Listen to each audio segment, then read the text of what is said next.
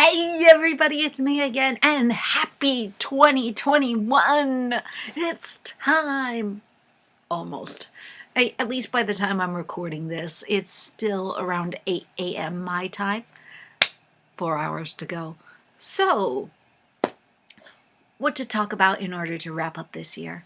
Well, one of the things I'd like to talk about is the top 3 shows that made me happy this year. I'm not really going to talk about movies because, well, I didn't really get to see any in theaters this year, whereas last year I was able to see a couple. This year, the only movie that I did see was Sonic the Hedgehog, which surprised me with how good it was, despite that I'm not a Sonic the Hedgehog fan, or at least not that I didn't like him or anything, but more like I never grew up with him. I never played the games. I never saw the shows or the movies. This was the only thing I ever saw. But for what I saw, I legit enjoyed it. So, since I am not really going to talk about movies that I liked or disliked this year, I'm going to talk about the shows that I saw this year and just how great they were and why. So, let's kick it off with number 3, The VeggieTales Show. I know that the first episode came out in 2019, but the following episodes did come out in 2020, so this counts. So after the Christmas episode, we saw the we finally saw what was supposed to be the original pilot episode, and it was good. Kind of. Obviously, it was just VeggieTales trying to get back on its legs after a year of being absent and years of being under DreamWorks' thumb on what to do and how to do it. So, to see them try and get back to their roots and try to do what they wanted to do in the beginning really is great, and it means a lot to see it. It means a lot to see Larry back in character where he's balancing comedy and drama like he used to. Bob, on occasion, I never really saw him as like a Kermit kind of character. Which, by the way, this show borrows heavily elements from the Muppets, which I love the Muppets, so it makes me happy for the most part. Except that Bob doesn't quite feel right on occasion. He can occasionally be quote-unquote bossy, but not quite this bossy. Mostly he's just, he's the lovable storyteller who loves kids but can lose his patience and absolutely hates the "What Have We Learned" song. So, Betty's glad that that's been replaced in the show. But I miss QWERTY. For the most part, the show is really good. I am happy to see Phil Vischer and Mike Naraki do exactly what they want to do, have control over the writing, the studio, and the characters being back to normal, what they're supposed to be, and not what the studio wants them to be. Because when a studio, on occasion, when a studio takes over a show, it can either turn out really good or disastrous. And in VeggieTales' case, when they did take over, it was disastrous because they clearly didn't know how the characters were supposed to be. They only cared about, oh, this is what children are supposed to see. This is how to market ourselves to children. Here, they don't do that. They take similar risks as to what they did the first time they made something like Where's God When I'm Scared, the very first VeggieTales episode. And to see them do that really means so much to me, as not only a VeggieTales fan, but as a Christian. And speaking of being a Christian, they do not sugarcoat their messages. It's there, you see it. I almost like almost like what happened in the original series, which means so much to me. And honestly, I think it's messages that kids should hear. And and that's the most I gotta say. Well, actually, I'm gonna add another thing that also keeps this that keeps this show from being like number one or number two on my list, despite how much I love VeggieTales. The messages. I mean, there's nothing wrong with the messages, and they do a much better job with the messages than what they did in Atrocity in the House. And that is the shallowness of the message. I mean, on occasion, the way they play it can be hit and miss. Um, like what I mentioned in the second episode, God wants us to make peace. Okay, great. Why? How? They never explained the how or why. And that was something they were good at in the original shows. They were good at detailing how or why God wants us to share, or why lying is wrong, or why it's not a good idea to spread rumors, or what's the best way to avoid temptation. Stuff like that.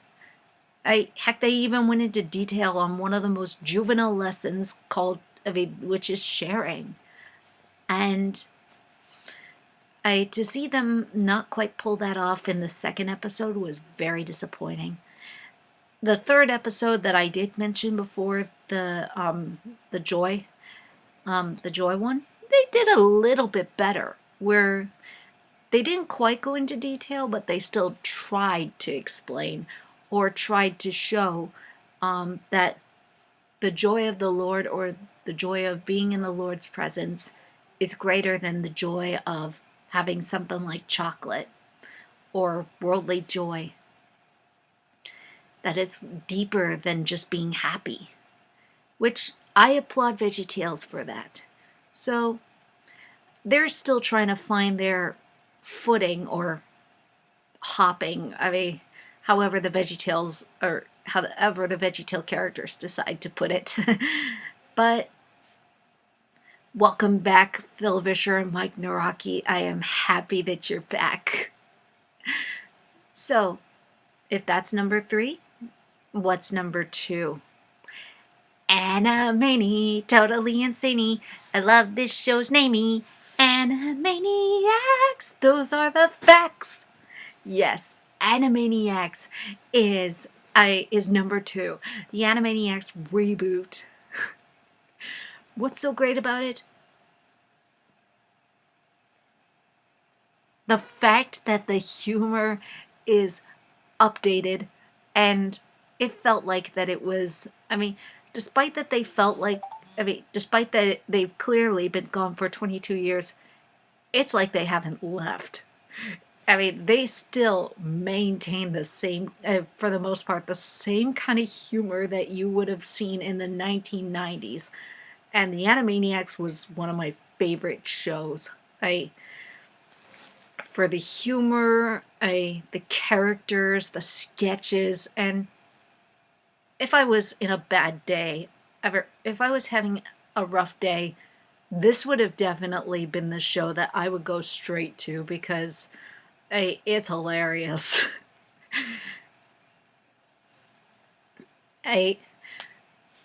And the show here is just as hilarious for the most part. The characters are still the same. The voice actors are back. The voice actors for the Warner Brothers and the Warner sister and Pinky and the Brain are back. You can't get better than that for the most part. Yeah, they sound older, but what are you gonna do about it? It's better to have the characters be older than replace them while they're still alive. And it's so great to see Yakko, Wacko, and Dot interact with the present world, and the very first episode, they have them singing what they missed over the 22 years. And they even guess what happens from 2018 to 2020. And they almost get it right. And Pinky and the Brain, in that very first episode, is genius, because I won't give away everything in that episode, but let's just say the internet is Pinky and the Brain's fault. Every reason on why we are addicted to the internet is Pinky and the Brain's fault. But, and it goes on from there.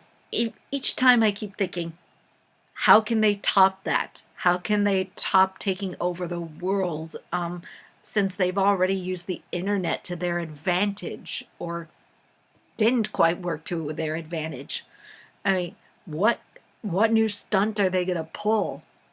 And they find a new way to pull their stunts on new and crazy ways to take over the world. It doesn't work, obviously, but it's still so much fun to watch. And Yakko, Wacko, and Dot are always evading new bad guys, and two of my favorites so far have got to be Nils and a composer in the episode Here Comes Trouble. Because as somebody who loves classical music and loves Fantasia, this just absolutely killed me. Nils, oh man. I can't tell who he's trying to, who the actor is trying to imitate, but he almost sounds like an exaggerated Arnold Schwarzenegger. And the way the Animaniacs have to go up against him, it's just hilarious. And the way they break the fourth wall often is just great. And I do have to mention this other bad guy. I forgot his name, but basically, he's got the greatest plot twist where he tries to get rid of the Animaniacs, and just like he did the other characters. Like, he got rid of Slappy Squirrel, Katie Kaboom, the mime, you name it. And he tries to go after the Animaniacs. I will not give away the twist, because I don't think I've ever laughed so hard at a twist that would make Shyamalan ashamed. But yeah, this was a terrific twist. So yeah, check that one out.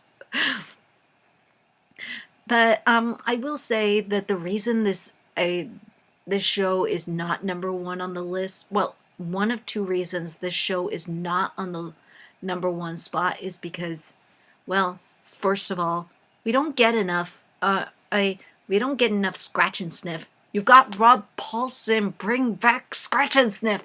I know that he's in a couple of episodes. He's the star of one of the episodes, and he makes a cameo here and there, especially in the theme song. But where's Duck? I want more scratch and sniff. He's the guy who's getting tormented by the Animaniacs. He's the one who's analyzing them. And I like Ralph the Guard, but where's Dr. Scratch and Sniff?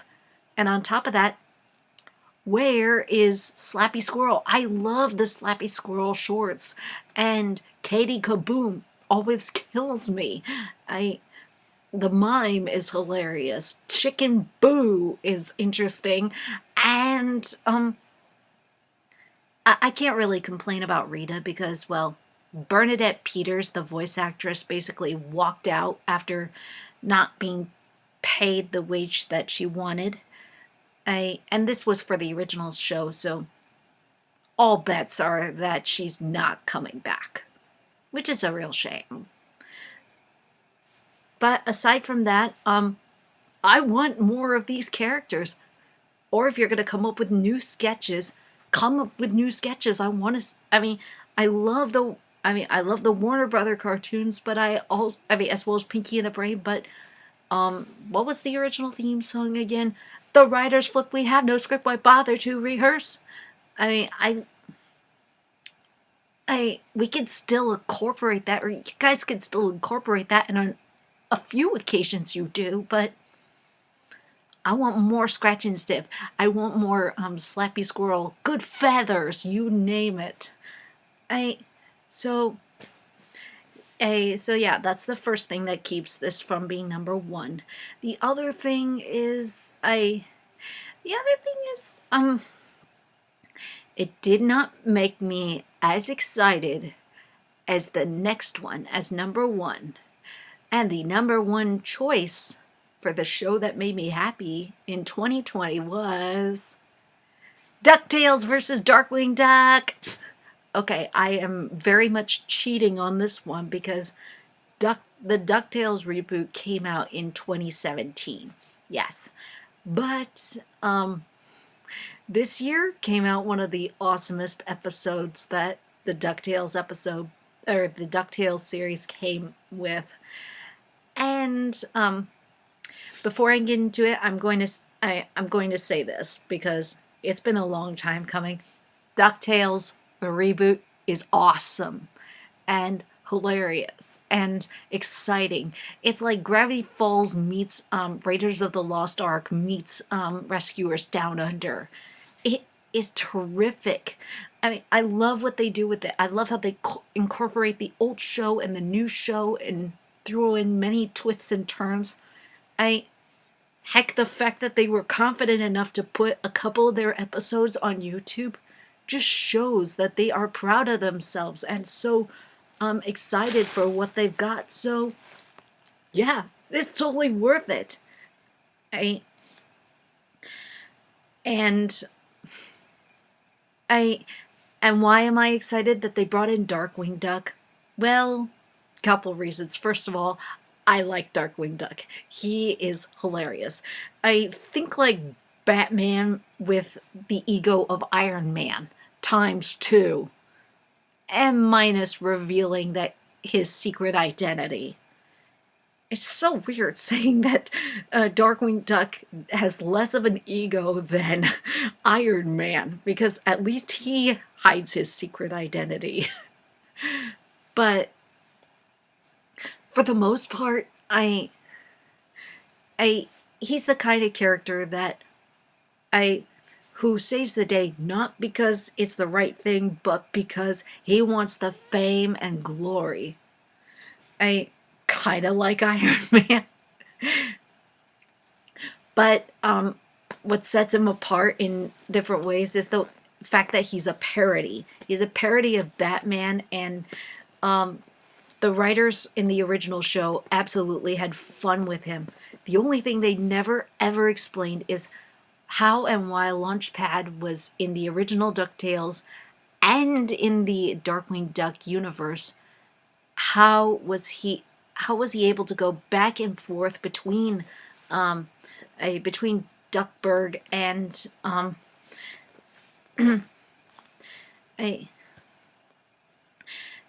was he able to go between Duckburg and the town where Darkwing Duck lives? They never explain that, and yet in this show, they actually kind of do. They address it. And also, they find a clever way of introducing the character in there. They first present him as a TV show character, and then show the actor who plays him, Jim Starling, voiced once again by Jim Cummings. And why was the actor not named Drake Mallard? Well, because an actor who was going to play a Darkwing Duck is named Drake Mallard, and eventually he becomes the real Darkwing Duck. And what happens to Jim Starling? Spoiler alert, he becomes Negaduck, a Darkwing Duck's alter ego villain. And just the twist in one of those episodes, in that episode, which aired either last year or the year before. No, it was last year, which aired last year, was ingenious. And I could not help but be excited for what they got next. I, after making Darkwing Duck a real character, I in I in this year they introduced him as a legit character in an episode called in a Ducktales episode called "Let's Get Dangerous," where he a where the character of where Darkwing Duck or where the actor Drake Mallard is Darkwing Duck for real, and he makes sure that Saint Canard is safe, but at the same time he's doing a bad job, and then he runs into Goslin, and it incorporates elements from the first episode series from the original show, and causing me to be thrilled and excited. And they've even got Taurus Bulba as the villain, who's from the original show. The only difference is, in the original show, he's voiced by Tim Curry, whom you could instantly tell is a bad guy. You could put Tim Curry in a darkened room, and you would tell just by his voice that he's gonna be the bad guy. Whereas the guy who's voicing him in the new one, he presents himself as a legit guy. He could either be good or he could be bad, and at first it's hard to tell unless you've seen the original show. And one of the things I like about this episode, as well as any episode that they incorporate Darkwing Duck in, is that it feels like the writers are having fun.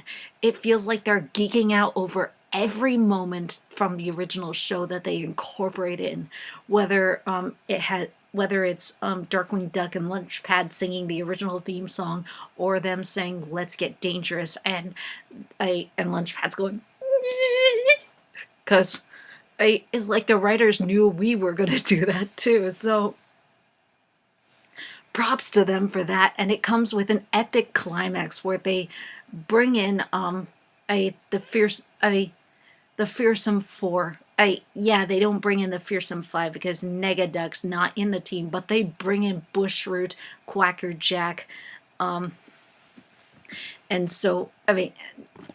Megavolt, and so on. So yeah, and they got the original voice actor for they got the original voice actor for Quacker Jack in there, and they nearly fooled me with Megavolt, because he sounds like Dan Castellaneta but somehow is not Dan Castellaneta. So that's not easy to fool me into thinking that it's somebody else. The guy who's playing Drake Mallard doing Darkwing Duck, I know it's a different voice actor, even though he kind of has the same spirit as Jim Cummings, and can occasionally have a similar tone to Jim Cummings, but he's completely different. Originally, that kind of bothered me, because because I kept thinking the same thing that I would think in the Animaniacs reboot. Why have a different voice actor if the voice actor is still alive? That's kind of like replacing Mark Hamill as Luke Skywalker with Leonardo DiCaprio. But at the same time, I will give him credit. He's a good. The guy who replaces Jim Cummings is a really good actor. He's voiced Mickey Mouse before, and honestly, I think that he does a decent job being his own version of Darkwing Duck, and in the previous episode, it really felt like that Jim Cummings was handing the reins to him. So, I give it a legit pass. But, other than that, I really have no complaints about this, and I have to give this show 20 extra points just for two things.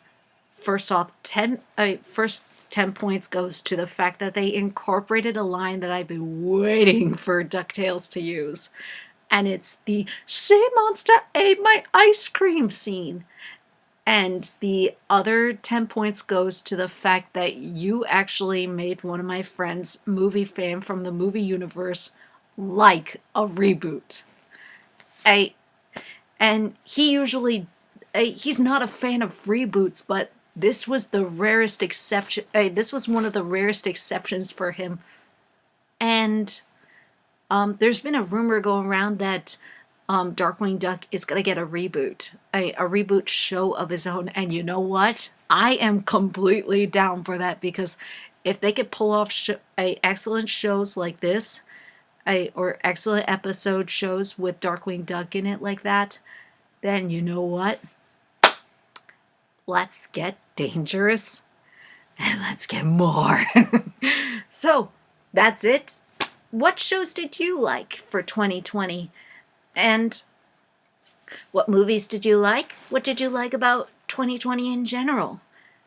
And that's all, folks. And Happy New Year. May 2021 be better.